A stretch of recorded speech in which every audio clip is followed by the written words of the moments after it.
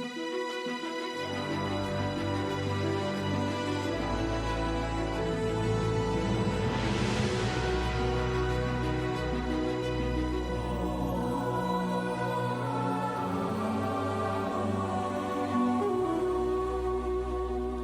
to the Romans 911 Project podcast, where stepping into the reconnection in the one new man and the fullness of John 17 love and unity is becoming a reality.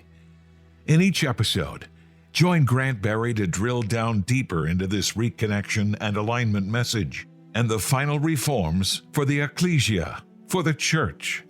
As we will discover, the reconnection becomes a power key to open the door to God's end-time plans, to help restore the family of God for the preparation of the bride, the last great harvest, and Israel's salvation, all of which will lead to the Lord's return.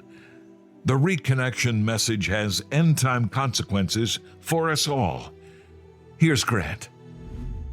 In these next few podcasts, we're going to begin to take an initial look at eschatology. By the way, that's just a fancy word for end-time perspectives. And before we do that, I'm actually going to sort of lay a foundation for us to take a look at end-time views more from a messianic perspective. And I'm not saying that the messianic perspective is exactly right. That's not where I'm going from.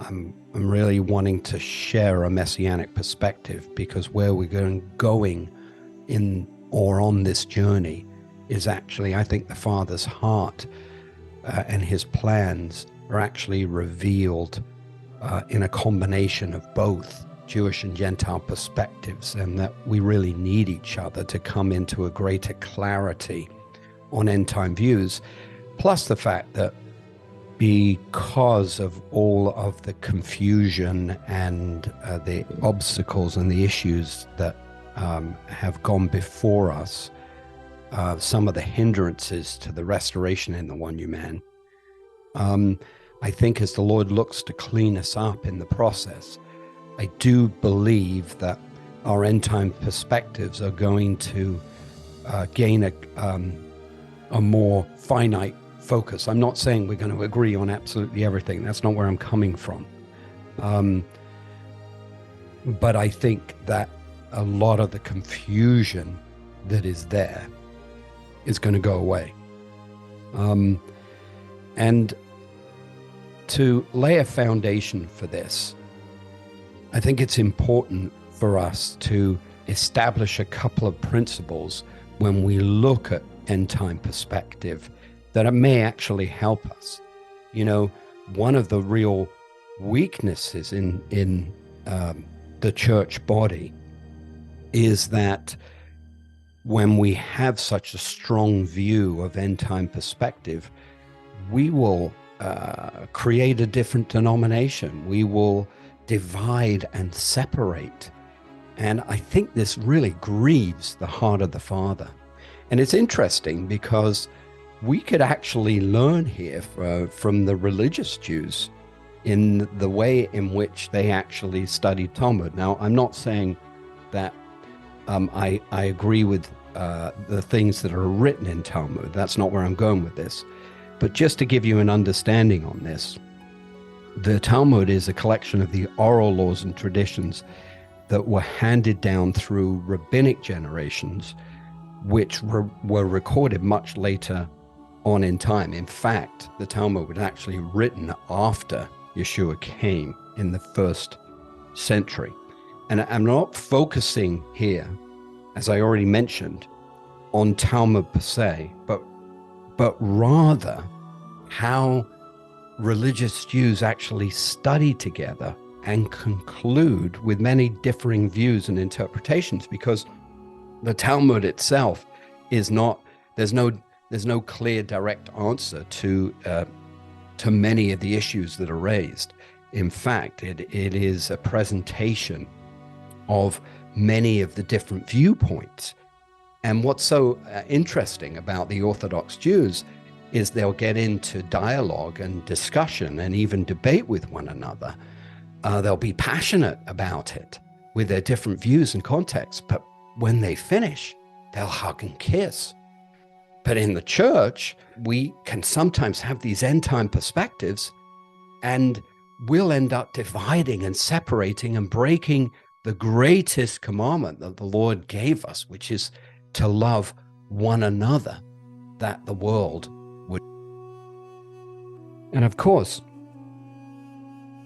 this allows them to enter into deeper dialogue, something I think that is so necessary for us in these last days, that we would be available to talk to one another and share our differing viewpoints with each other without experiencing division, beloved. And this is something in the body that is so greatly needed as we move into this restoration. We're never going to agree on exactly everything, and that's okay, as long as the fundamentals are there. We can then address the core issues that are at hand and prevent further division among us from the enemy. And I think, beloved, the one we really need to outsmart here is the enemy, because he knows that this relational piece between us, Jew and Gentile, different races, different creeds, different colors of our skin, all the things that divide and separate us, he knows that as the church begins to come together, foundationally between Jew and Gentile, and then with all races and creeds, look out, because love and unity will enable the Father to release the greater glory on us and pour that love through us that I mentioned and spoke about in the last podcast, Liquid Love. And this will set me up just for the second principle I want to lay a foundation of as we look at end time perspectives in the next podcast. So until that time, beloved, may the God of Israel richly bless you. Lots of love in Yeshua. Thank you, Grant, for that insightful discussion. To dialogue with Grant and Hallie, please send comments and questions to email at romans911.org. Again, that's email at romans911.org. If you resonate with the Romans 911 Project, please pray about partnering with us to bring this reconnection message to the threshold of the church. Sign up for our monthly email. Join our global virtual meetings with other believers to dialogue and pray together. And most important, read the Romans 911 book, Time to Sound the Alarm, and view the Romans 911 Study Guide 12 to 14-hour video teachings, which are free when you purchase the study guide. The Romans 911 books and teachings are transformational into God's end-time plans to prepare the bride and reform the church. They help to create the breakthrough that will change the world.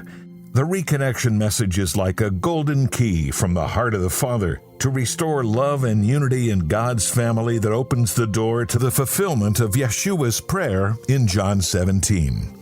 And it establishes the pathway for the body of Messiah, the body of Christ, to receive the greater glory. But this reconnection message in the one new man has been hidden during the church age, in the mystery to reawaken Israel to faith, and is only just now coming to light. That's why we need your help to fund this project, to bring the message forth, to help us blow the holy shofar, to awaken the greater church into this restoration. Now is the time. Would you pray to give chai, to give life to the reconnection, to reach the church and the messianic body, and help unite the family of God?